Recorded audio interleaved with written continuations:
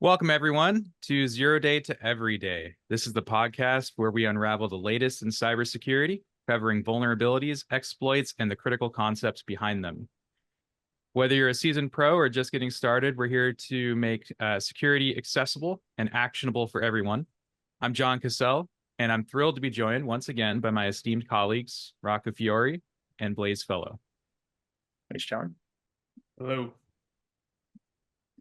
If you happen to miss last month's webcast, some big news for Syxsense. Syxsense, a recognized innovator in automated endpoint and vulnerability management, was recently acquired by Absolute Security, the leader in enterprise cyber resilience.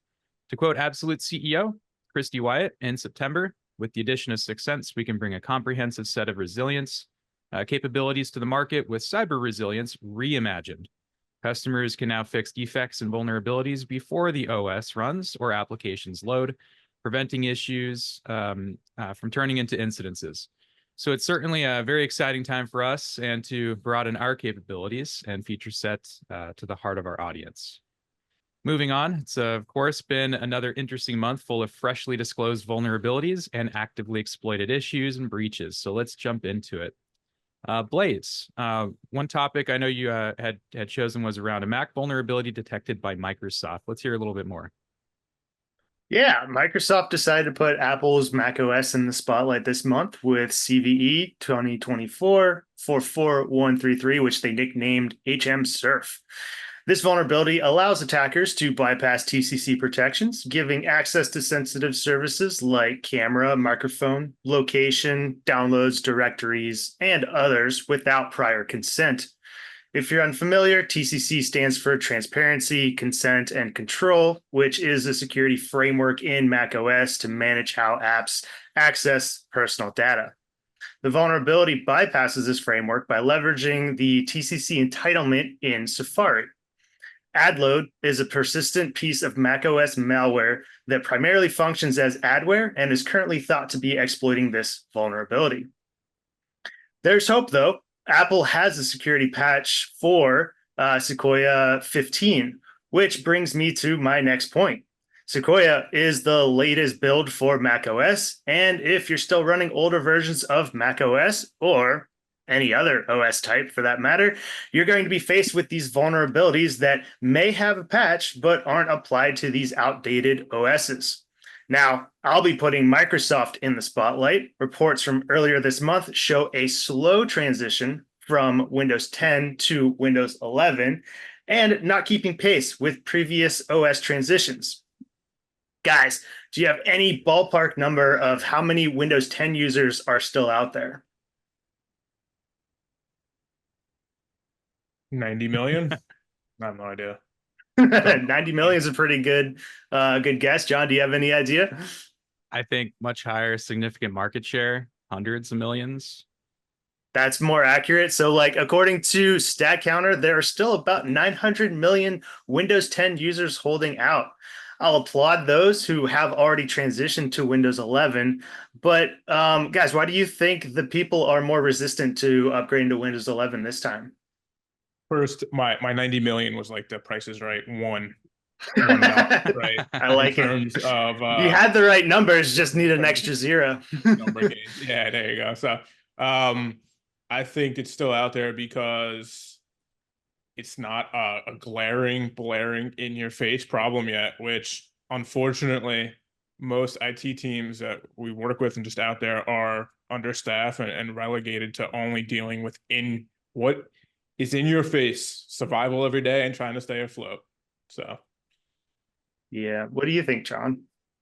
Well, with Windows 11 having so many more significant prerequisites, supported TPM version, CPU requirement, you're not going to have any system prior to 2017 in any capacity that can support Windows 11. So I've always thought it's a money game because it's just forcing the general public, businesses and consumers alike to have to adopt newer technology, forcing everyone to go out there now within the next year, before the next year, within the next 12 months to go purchase a new device. And my concern is more around the significant waste that this is going to probably include in such a short amount of time if Microsoft keeps their deadline which I don't think they will. I think just like we saw with Windows 7, they knew that there was too much market share out there using it.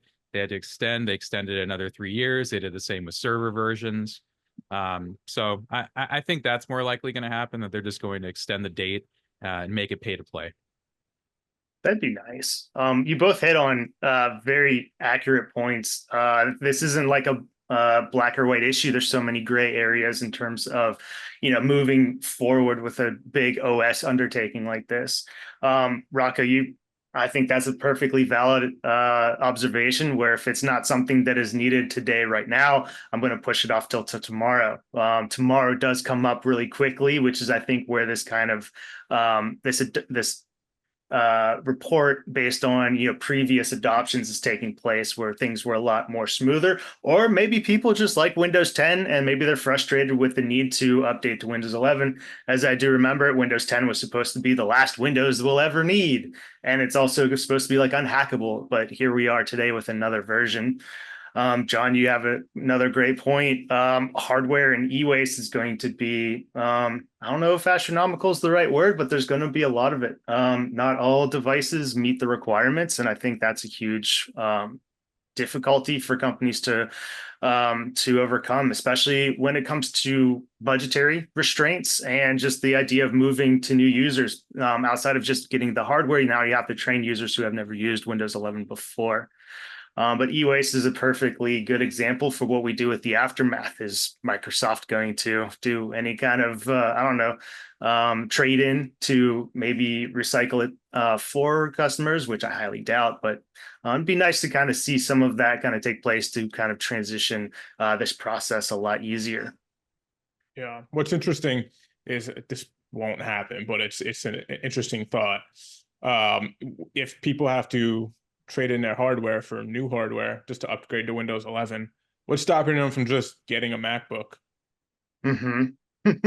And that's, I think, the difference. Like we started with the Mac OS topic, I think Apple's made it a lot easier to transition to newer OS builds, and also even update the ones that they currently have with a lot less problems. Probably because they're not as great at enterprise level, but still they make that process a lot easier. So I always like the adoption and the move where you're kind of like, oh, there's a new version of Mac OS available, let's just do it. And really, you don't experience too much of a hiccup. It just kind of happens. That 900 million number, I'd like to know how many of those are upgradable, to know what the the real impact is when it comes to waste, and how many devices are going to have to be completely transitioned out. Yeah. I actually did get a number for Windows devices that are still running older OS versions than Windows 10. That number is about 50 million users, which in this case would be obsolete version of Windows. And this just rolls into that whole play again of, maybe accepted risk, but with the state of the world and the vulnerabilities we're discussing today and other kind of security contexts, it's difficult to continue justifying running these older OS systems. Even if it does cost a lot of money, you're going to run into a problem sooner rather than later. I have this meme on my computer that has two jars. One is the couple cents at the bottom, says budget before a breach or an exploit, and then a jar full of money is the budget after a breach or an exploit. And it just seems like people will be, I don't know if forced is the right word, but the budget and the money will have to be set aside to move their systems and probably personnel forward to make sure that everything stays at least up to date, if not hopefully more secure than they are today. So with that 50 million users running those obsolete versions of Windows and security playing such an important role for these companies, it's kind of worrisome knowing that number is out there. But I think as security experts, we kind of know that it's out there. It's just kind of different putting an actual number to it. So while we all work to upgrade our different OS types in the background, I'll hand things back to Jon to move this call forward. I appreciate it, Blaise. Great topics. Rocco, some interesting news from the Internet Archive. Yeah, so recent news that you may not be aware of is, and if you're not aware of the Internet Archive, basically it's a massive collection of, it's a nonprofit organization, it's a website. They have something called a module called the WayBack Machine, where you can go and you can visit websites that were archived 10, 20 years ago. You can go and look at, Facebook before it was Facebook. It's basically the time machine to look at websites. It's been used by many people for various reasons over the years. Recently, and it was a huge surprise to the entire user base that it was hacked. Users logged on and were met with a message specifically stating that it was compromised, and that everyone could go find their stuff on a website called Have I Been Pwned, which is basically just a collection of if your password has been leaked. And what was interesting was, so hackers were able to deface the website, deface content of the website. So the archive, a number of archive pages, they were able to obtain user data as well. I believe it was about 30 million users were compromised. Basically the entire, whoever signed up and actually had an account with the nonprofit website was compromised, as well as there was a two or three DDoS attacks on the website at the same time, bringing it down. So multi-vector attack from all angles, basically completely compromised the website. It's back up and running now. It seems to be a hacktivist situation where they did post messages regarding Palestine and Israel. The group attributed with the attack also is attributed with hacking into a Middle Eastern bank. So not a huge group. And it looks like it's not just a activist group, but they do run for ransoms type of attacks as well. The interesting thing here is the fact it's a nonprofit, and also just what I always like to bring up, because an interesting observation I made was initial reactions to this attack was, oh, how could anyone do this? It's a nonprofit. It's not, there's no money to be gained here, et cetera, et cetera. And with that being said, I think it's just important for us all to remember, and it's a timely message that, sometimes we're facing a crisis of being too nice to hackers. We have to remember who we're dealing with. They will take a hospital offline. They intersect with international organized crime. It's the same category as human trafficking in a lot of instances. Hackers, whether it's doing it, well, it looks like for fun here or in more serious situations, we need to not think of them as using the same tactics as regular folk, right? They don't have any rules. They're doing stuff just for attention. And this is seemingly attention, but also we're able to compromise 31 million attacks. With that being said, too, a similar situation recently was Marriott Starwood faced a $52 million settlement after security breaches that occurred all the way back in 2014 and 2020. A number of these occurring between then that went unsolved for many, many months. 339 million Starwood guest accounts were revealed. And the punishment by the FTC was simply to put in place basically the controls they're supposed to have. They're subject to third-party assessments every 2 years instead of the industry standard of 5 years, and $52 million in fines.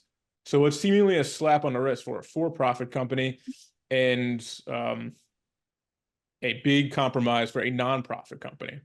So my question to you guys for this is, first of all, should nonprofits be subject to the same scrutiny and penalties that for-profits are subject to, especially if user data is in the mix?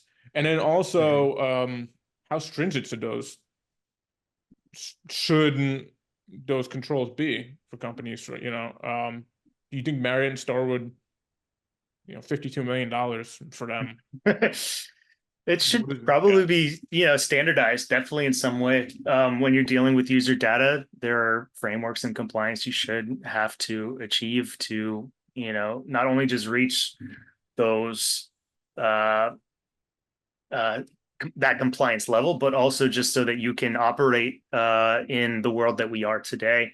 If you end up getting breached, then the fallout should be not detrimental. It should matter to your company. So if, like you're talking about here, maybe a percentage of the should be the number that gets targeted, so that nonprofit won't be hit as hard theoretically, but probably the same amount, because even though they're not making the same amount because it's a percentage, it'll be the same kind of impact to them, and they can be more adaptable. But again, it's not kind of a black and white situation. I think there's a lot of gray area, and a lot of research still needs done on it. I wanted to kind of talk real quickly about like maybe that idea for while we might think of hackers in a better light than they are, I think we all kind of want to be ethical hackers in a way. The idea of, playing, usually I say like as a sysadmin, playing God in a way where you get to control your environment and get the feedback that you want. Sometimes you got to think of, oh, I got to hack this, where it's just you have to readjust the controls a little bit so that you have more access or something along those lines. The end goal of think of most hackers that aren't, that are doing it on their own is, for attention seeking, money. But that, with you mentioned, with all the different groups out there, there's so much more. There's so many different levels that you don't necessarily have to be, even if you're on your own, you can still get different levels of support to Yeah. move into these different companies, so that, a nonprofit might be easier. I think I even looked this one up and the message is like, isn't it weird how it feels like the online archive is built on sticks or something? Where they're just pretty much declaring that they hacked it and it wasn't that difficult, or that the security controls in the background weren't as strong as they could or should be. And I think that exposure is kind of like, a double-edged sword to that kind of idea. Yeah, they're getting attention, but they're also calling out these companies for not protecting your data. And I think that's kind of like a funny, I don't know, background for an otherwise awful situation. Any hack is always awful, but Yeah, I mean, you hit the nail on the head. And in terms of, we always see these lat hat hacker groups as hands on keyboard, and where it's like a game, it's like Call of Duty or something like that. It's like a video game. When a lot of times they don't even have their hands on keyboard, right? These aren't even necessarily technologists in any way, shape, or form. I mean, this group that did the DDoS portion of Internet Archive, right, of that attack, this group that claimed it, they actually used a third-party service to perform a DDoS attack. So they paid someone else to do it. So it's not even necessarily. I mean, I honestly think in a lot of these situations, we may need to change the verbiage of what we use to. I'm getting might be on the side of political here, but and I mean this for all of them, not this one in particular. I know, but in terms of a type of a terrorist group or something in the middle of violent terrorism and what we see as hacking nowadays and having hands on keyboard, it's organized crime. I would say is definitely the best way to describe it, and we need to move more towards labels of scrutiny for them and not just hacker groups, right? I think it's a little too strong nowadays. But that's it from me. John, you have any comments on this Yeah, one? well, there's a lot to unpack there. Going back to something Blaise mentioned, I think first regarding ethical hacking. I mean, the fun there is that you get to take the offensive, right? Or you should be in a way. Tired of defending base, you're going to want to do something a little bit different, and I think that is definitely exciting. But do it right, and do it ethically, without breaking any type of governance or compliance there, or stepping on toes accidentally, because you might find yourself down a rabbit hole very fast. Standardization, going back to profit versus nonprofit, I'd probably take a different step on that. As much as, yes, standardization is great. I think in terms of the tools and the not tools rather, but the well, the standards, I guess, that each organization has to hold should be holding them equally. But then you do have compliance related to what specifically are they storing between the two and the Internet Archive versus hotels. I wouldn't imagine that the Internet Archive is storing credit card information, but clearly hotels are storing a lot more information, including all the 100%. integrations that can spread. And then you're dealing with much larger issues. For profit, I would say definitely take more from them. That fee should definitely be significantly higher. So maybe I wouldn't hold a nonprofit to the same standard in terms of a punishment. But again, and then as well for the Internet Archive, I mean, correct me if I'm wrong, I'm going back to basics here, but if we talk about, confidentiality, I mean, is there much to be worried about there? Maybe username, maybe an email, maybe a password that somebody's used before. We say this, Raku said it a million times. Assume that's already been compromised. You should be using multi-factor anyways. It's definitely an integrity issue for me, though, when you're talking about something called an archive. Was the information actually modified, changed? If it's a trusted source to some degree of a point in time, that would be my biggest concern there, rather than the accounts. Oh, yeah. Just to add some context to what you just said, too. The Starwood Marriott breach, it did reveal 5 million unencrypted passport numbers. That seems to be the most sensitive of information. So Yeah, it definitely, that I don't think the Internet Archive is storing anything close to that. So yeah. One of the funny things was I was on a different podcast once, and it was streaming, and one of the topics came up from a term that was used probably at this point 30, if not 40, maybe 50, let's go with 40 years ago. And while the context was, it was through like a wiki, so a Wikipedia publicly accessed source of information that can be edited. So on the fly, people were logging in and changing the information on that archive or on that particular wiki for the content that they were talking, because somebody misheard it a certain way. It was pretty much the pronunciation, and everybody heard things a little bit differently. So integrity, I think, is an incredible thing that Jon brought up, where how are you going to be able to kind of check for those? Maybe there's some recording of the modifications, but then how do you bring them back if that information's now gone? So that's why it's good to have something set up ahead of time to prevent some of these issues where that compliance, the standardization, there's a reason why it's there. There's a reason why it's difficult. If it was easy, everybody would do it, and hackers would probably have a lot more difficult time getting in. But it's difficult because it's something that needs to be enforced, and it's an important step in anything on on the internet nowadays. I know something about the Internet Archive as well. I didn't look into your topic specifically, Rocco, but in some other research this last year, 2024, the information in that archive has grown exponentially, and I'm sure that's attributed to AI. Going back to integrity, though, is that going to pose an issue for the future? That would be another question I'd like to pose for the future. I wonder what resources as a nonprofit they have for backup, right? So, right. Yeah. It's great topics, guys. I have another one, very short. I just thought it was very interesting because I love statistics, and piggybacking off of your breach topic. An interesting article from Dark Reading regarding a survey collected from a sample of chief information security officers. Of course, we recognize them as CISOs. This survey shows 3/4 of CISOs are drowning in threat detections put out by a sprawling stack of tools, yet they still lack the basic visibility necessary to identify breaches. Global information security spend is projected, and I'm getting this directly from the article, by the way, we're going to look it up, is it projected to reach $215 billion by the end of this year.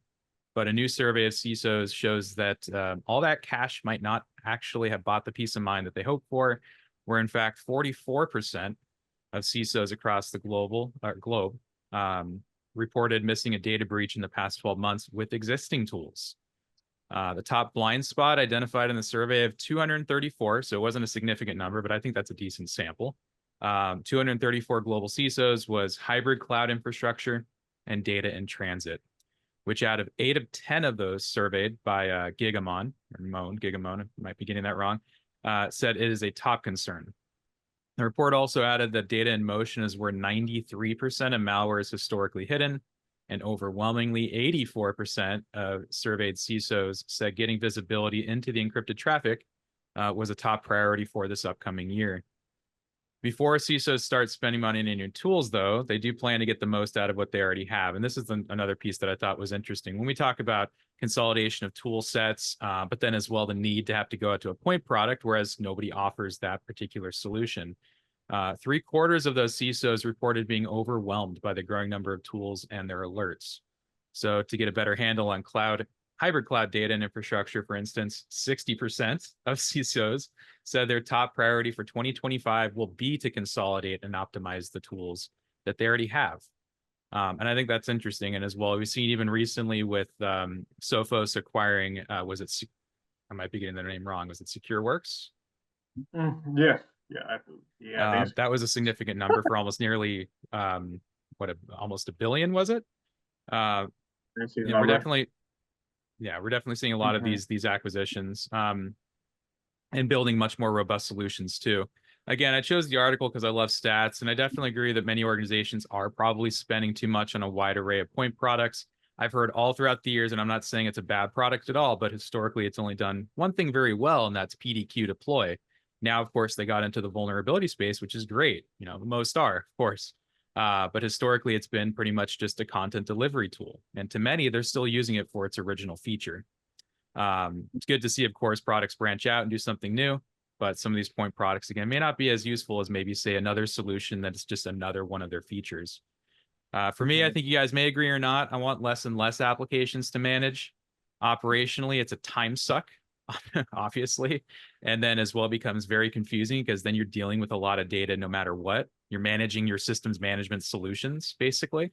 But then also too many apps widen that attack surface. That's the bigger thing to us, of course. We want less and less to manage because it's less headache and thought, what if something gets compromised? Give those departments only what they need to perform their roles. And I think that also goes for IT and InfoSec the same. You guys have any thoughts on that topic? Yeah, I think the tool sprawl comment is very accurate. And I think the best analogy is to say is music scene, actually.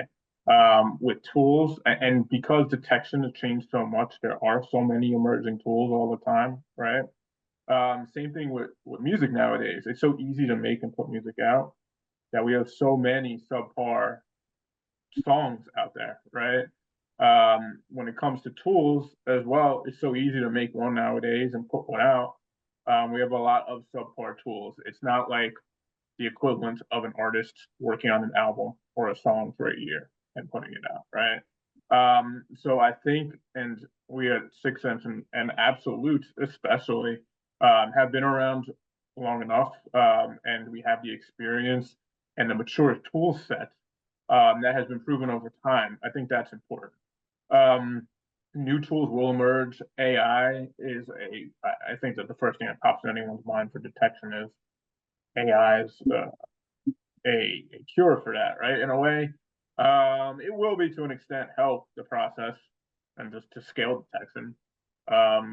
But I think number one, first and foremost, is the maturity of tools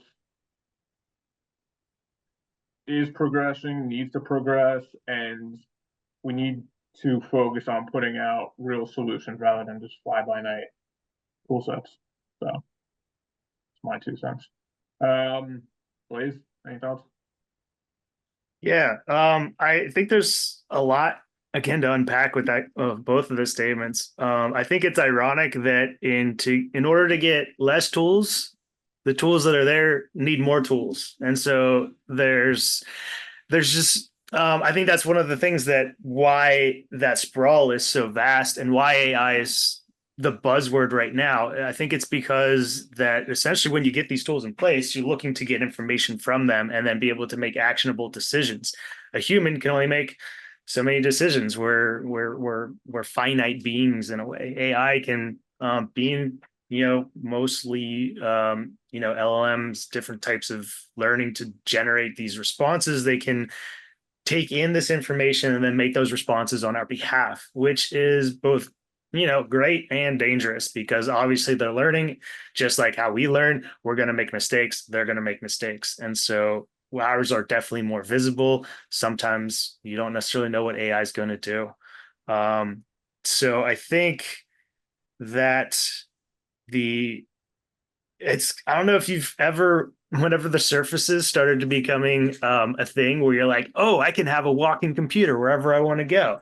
And then you got a surface and you realize, oh, this doesn't do anything that I want it to do. I still feel like AI is going to be something along those lines until it has the important information that it needs, the accurate and good integrity, that word comes up, where it isn't learning from, untrusted sources, and then with the responsible responses to kind of perform those acts. Only then I think will these security tools be able to adopt it to make the kind of changes it wants to do. But I think less is more, but also you need the information to be able to make those decisions. And again, we're working in a hybrid, if not fully remote environment. In a lot of cases, there's a lot of other companies that are bigger trying to get people back in the office, but that's another thing they have to deal with in terms of security. How do you manage all these off-prem devices? And I can only see that with certain, SaaS solutions where it's built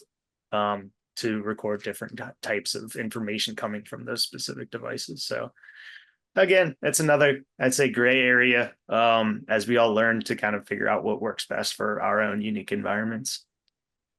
It's definitely a lot of gray area there, but I think we'd all agree, just make sure that whatever solution you are implementing, even if it's an old one and you're still keeping it around, that you're operating it securely. Mm-hmm. And pay attention, of course, to where you're storing your data and how you're grabbing it. So to cap off the call, just a quick few October updates across some operating systems and popular applications. Microsoft Patch Tuesday released on October 8th and solved at least 115 issues, with only 3 rated critical in various flavors of Windows and other Microsoft products, as well as 2 CVEs were weaponized and publicly disclosed. Of course, may have as well been actively exploited. One of those critical issues is tracked to CVE 2024-43468 with a CVSS of 9.8 and is related to a Microsoft Configuration Manager remote code execution vulnerability. If you happen to still be managing the beast of SCCM, be sure that you do patch if you haven't already, or at least configure an alternate service account as the management point connection account as a countermeasure. There is a mitigation that does not involve it being patchable, but hey man, just patch your server. CISA, or the Cybersecurity Infrastructure and Security Agency, had dozens of alerts for Siemens and Rockwell automation products. So if you have to be the OT space, you pay attention to that. As well as added 13 new vulnerabilities to the KEV. That may have been last night, and may have actually added another one today. That is the known exploited, again, vulnerabilities list. This includes Science Logic, Veeam Backup, Microsoft Windows, Mozilla Firefox, SolarWinds Web Help Desk, Fortinet with multiple products affected, Avanti Cloud Services Appliance, Avanti again with Endpoint Manager, Qualcomm and multiple chipsets, and Zimbra collaboration. I'll keep my Google Chrome update short. I always love talking about the product, but not going to get into heavy detail today. It is, however, the most popular web browser, and it's why I always like to discuss it. It's popular to exploit, and of course, it's why it gets significant updates. Don't cry if your Chrome browser needs another update every single day. That's a good thing. It is the most widely attacked today. There were 3 updates since the start of October, with the 15th release having the largest impact with 17 security issues. Finally, there is a clear winner in the highest bug bounty payout that I've seen in years, and it went to Sunghyun Lee on September 20th for finding a type confusion issue in the V8 JavaScript engine. That thing gets attacked so often. The payout was 55,000 US for a single CVE. Congrats, yo. Lastly, the Oracle quarterly advisory, which drops every October, January, April, and July. The reason I want to highlight it is, of course, there's a lot of products at once. They covered 109 separate Oracle products for a combined total of 334 total security patches. Java had 8 vulnerabilities resolved, with one Node.js having a CVSS of 8.1 and all vulnerabilities can also be exploited without authentication. In short, if you have products that have require patches and you haven't patched it, what are you doing?